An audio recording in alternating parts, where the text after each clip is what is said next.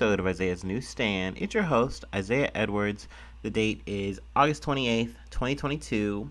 Hopefully, you're having a good one. So far for me on this lovely Sunday, it's been pretty relaxed, pretty chill, having a good day, having a good time. Let's see, food corner wise, not much to update you on. I did go to Jimmy John's and I got the Johnny's Cubano, whatever it is. I got that with peppers. It was pretty good. Also got a pickle sliced in four. Sadly, my oatmeal raisin cookie was stale. But hey, we live, we eat. It is what it is. And I got some barbecue chips because they didn't have the jalapeno chips. Hopefully they're not discontinued. That'd be whack. Let's see. I got a quick taste corner for you. I'm gonna try this new drink I got from Kroger. It is a Starbucks iced espresso pumpkin spice latte. So I'm gonna go ahead and give this a little sippy sippy.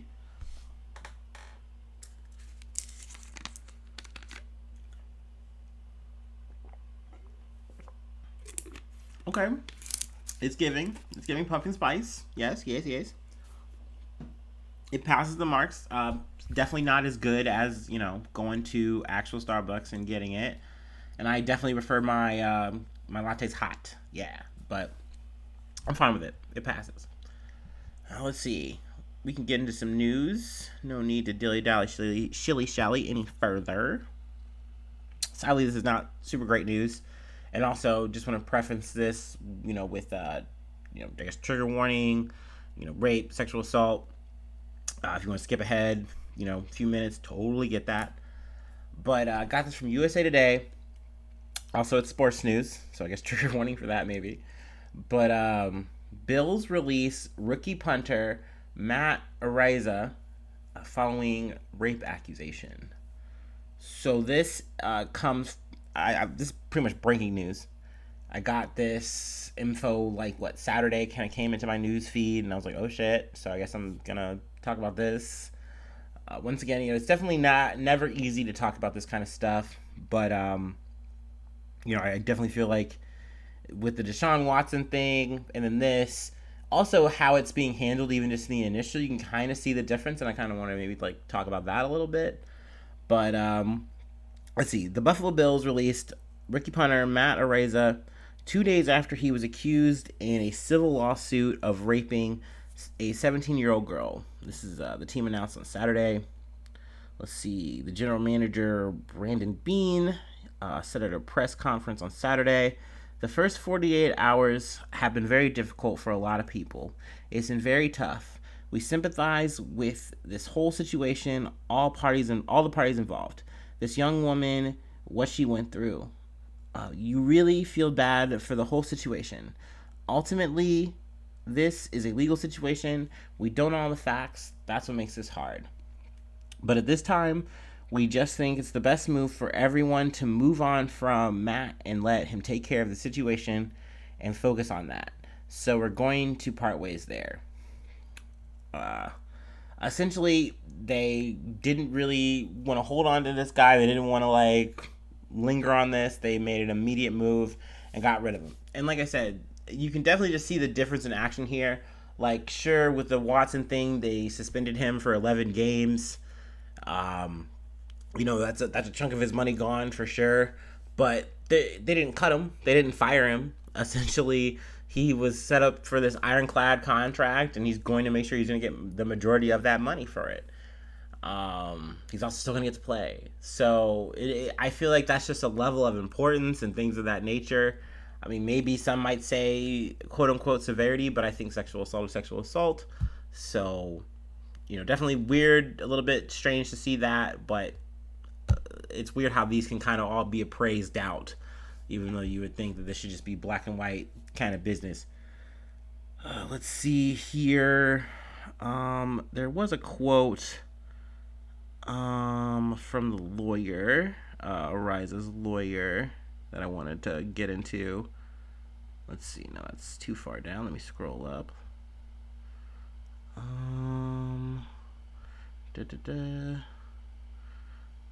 I guess, we can go through a little bit about what had happened. Essentially, this takes place in October 2021.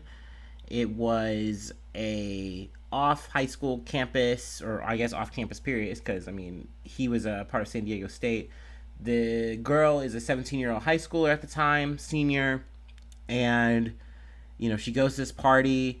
Matt gives her a drink, and she says that like not only was it like it seemed like there was like intoxicating substances in there, which I feel like that infers that there's more than just alcohol. But not quite sure there. But I guess essentially then it leads to him asking for oral sex, and then after that there's then I guess like they have sex there, and then he takes her back to his room or a room, and his teammates are there, and she's in there for 90 minutes, being assaulted. And then after that, she leaves, bloodied, bruised, and, that's more or less the accusation in the civil lawsuit. That, nothing was done, she wasn't helped, like, all this shit happened to her, and, nothing was done after that. So, let's see. There's a quote from Araiza's lawyer. Let's see. Kerry Armstrong is his lawyer's name, sorry. Matt is very disappointed that his career with the Bills ended not because he played poorly, but because of false accusations leveled against him by a young lady and her attorney. I hope he is back in the NFL soon. He deserves to be, as he is the hardest working 21-year-old I know. Then Dan Gillian, the team's attorney, criticized Armstrong in a statement released to the USA Today as well.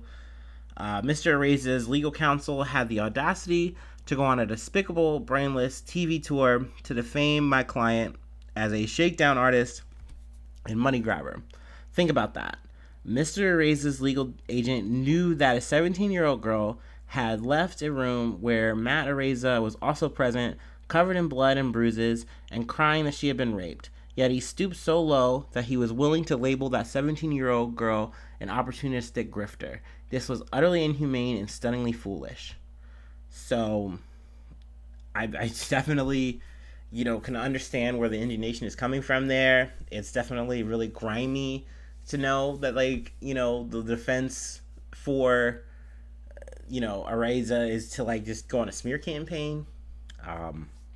We'll definitely, though, see how this shakes out. Anything I can pick up and glean, I will definitely report. I highly doubt that we're going to see this guy probably playing anytime soon or ever again.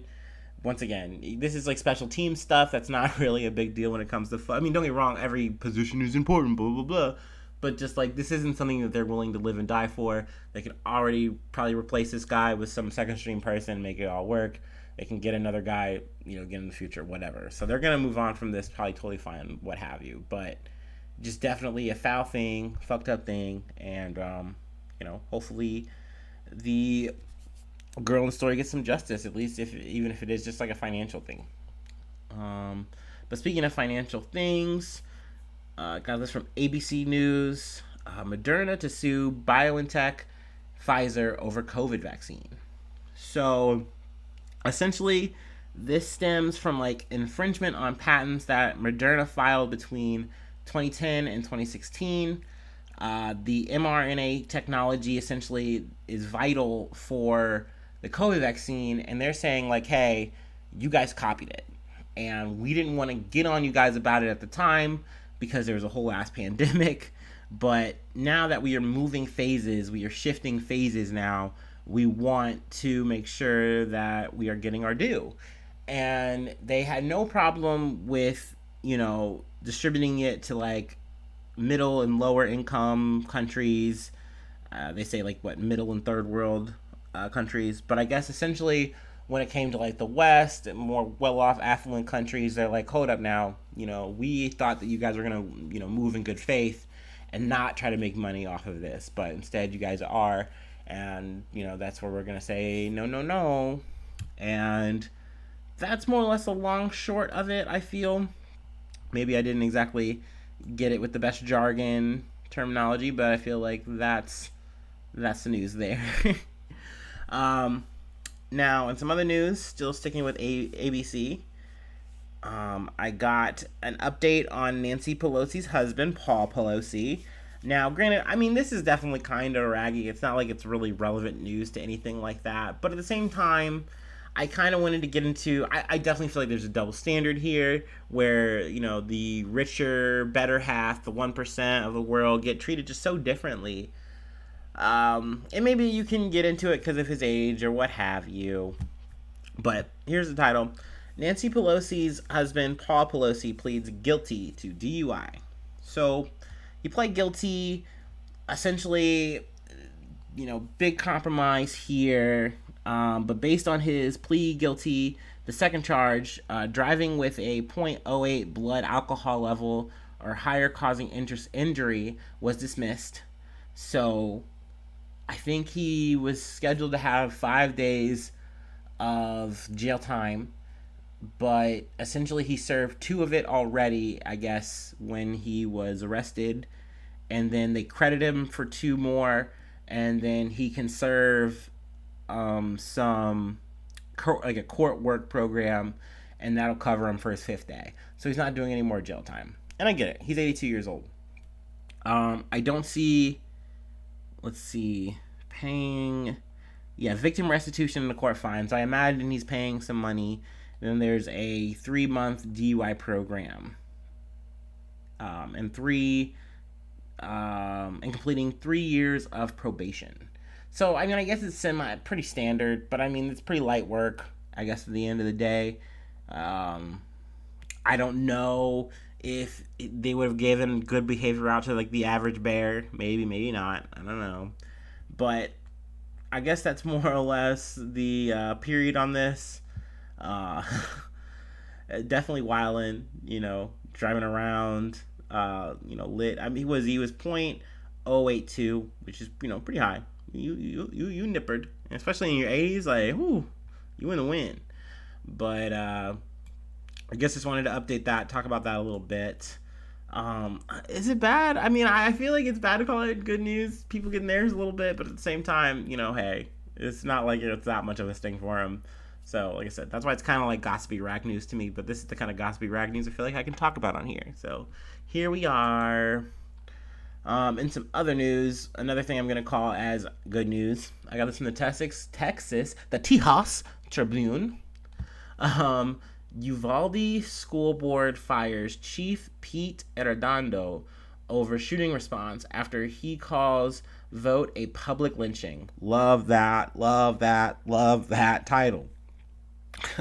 Arredondo, man. This guy's a piece of fucking shit. I'm sorry. What a fucking coward. But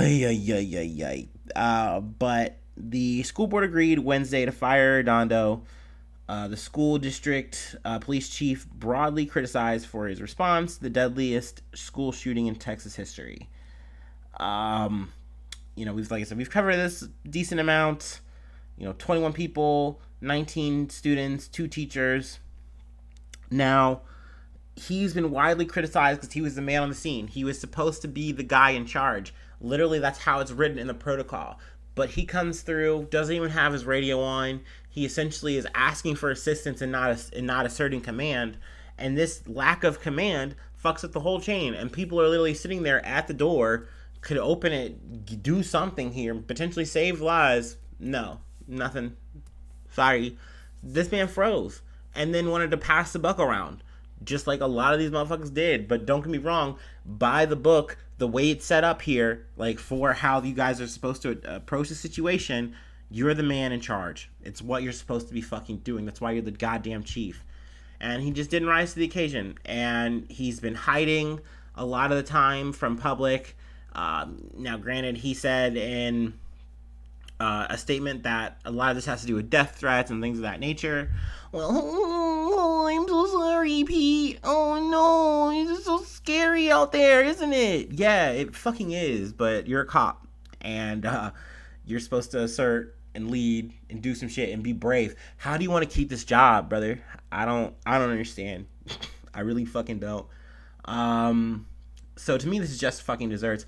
Like I said, he's been talking a lot through his fucking attorney. And I got the quote here from Mr. George E. Hyde. Chief Arredondo will not participate in his own illegal and unconstitutional public lynching and respectfully requests the board immediately reinstate him with all back pay and benefits and close the complaint as unfounded. Ballsy for Arredondo to let his lawyer come up with this fucking thing. I assume he did, and ballsy for this guy to say, "Yeah, this is the move. We're gonna shoot the moon and say, fuck you, pay me." I think that's fucking wild. Obviously, a lot of people are upset, including family members, relatives, people who were related to the shooting victims. They've come out and, they've been chanting coward and no justice, no peace. And people just want, they just want some sense of justice. Like, yes, the shooter is the person who did this fuck up shit, for sure, for fucking sure. And, I'm glad that at least someone stepped up that day and fucking ended it. I guess the Border Patrol, was the ones who actually wound up doing something. But, and yes, in the aftermath, we can talk about doors, and we can talk about key cards, and all this kind of fucking shit. Arredondo kind of used that as a thing. He's pointing the finger yet again. Like, well, you guys didn't listen to me when I said we need to have locked doors. Oh, and it's like, okay, dude, but you would have come up with 1,000 excuses and still clammed up on that day. So who cares? That just doesn't matter to me. I'm trying to think what else I want to glean here. I don't know. People are just not stoked with this guy. I'm not fucking stoked on this guy. I think it's crazy that him and his lawyer just have this defense of being offended. Their added defense of too is like, well, hey, you guys are trying to fire me, but you guys aren't going through the actual proper channels. You guys sent me an email, and you're supposed to send me a physical copy. And this just bureaucratic bullshit. And it's like, dude, you shouldn't be in this fucking job. You should step the fuck down. It's crazy as hell. He's like, no, y'all gotta fire me. Y'all gotta do it the hard way. And it's like, all right, dude, be a hard case. You're a fucking piece of shit. Like, I don't know. There's just no love for that fucking shit. This is why I love having a podcast and not actually being some kind of fucking talking head. I can say whatever the fuck I want. Like, it's as long as I'm not like spreading a lie or anything like that, or being like what slander is, whatever. Like, I don't give a fuck. So I can say this dude's a fucking worm. We can move on though. I'm gonna take my little break, and then we're gonna talk about some. I guess you can say I want to say good news. I want to say this is a good note to end on. So yeah, we're gonna do that.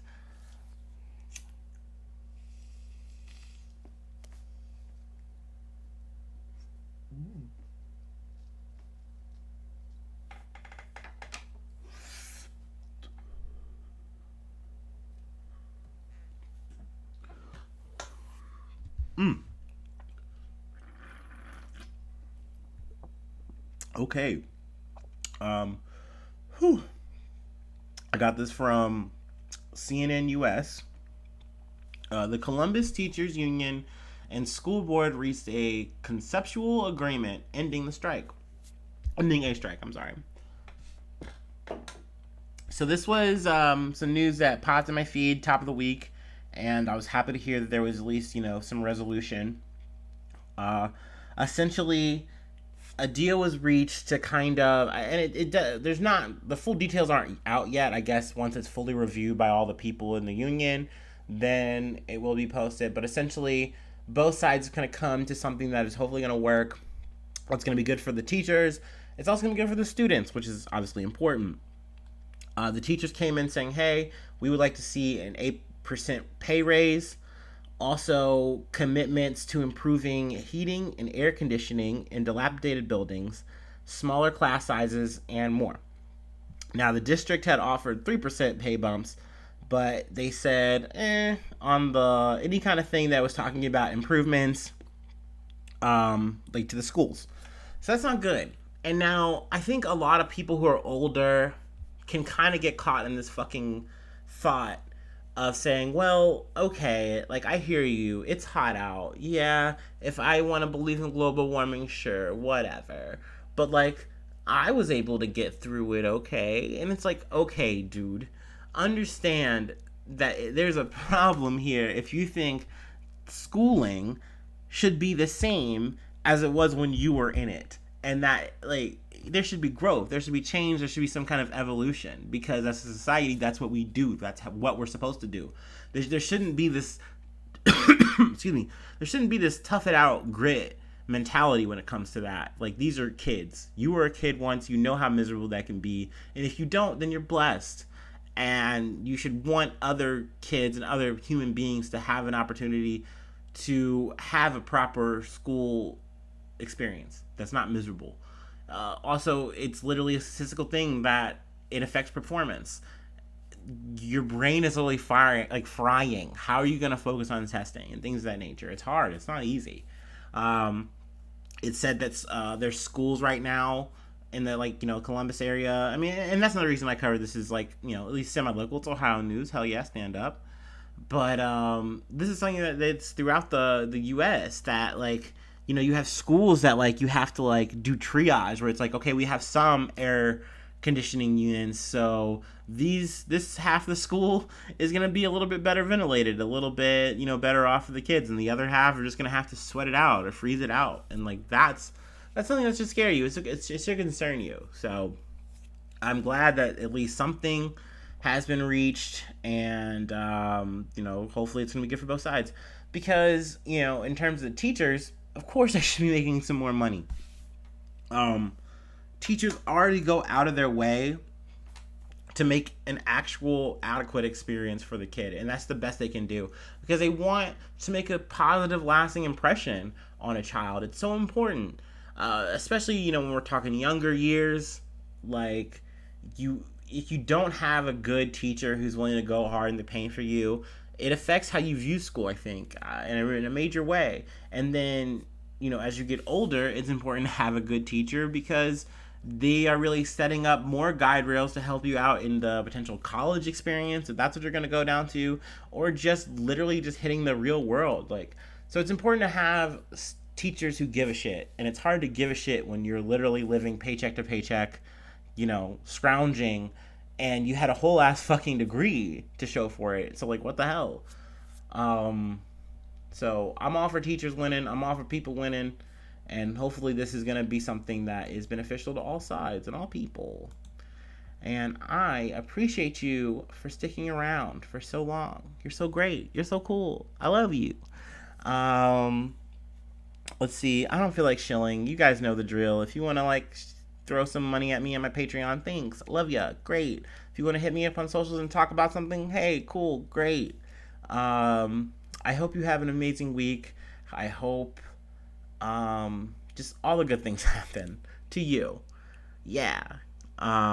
Anyway, thanks for sticking around. Hopefully I see you soon for some more good news. I love ya. Bye-bye. Mwah.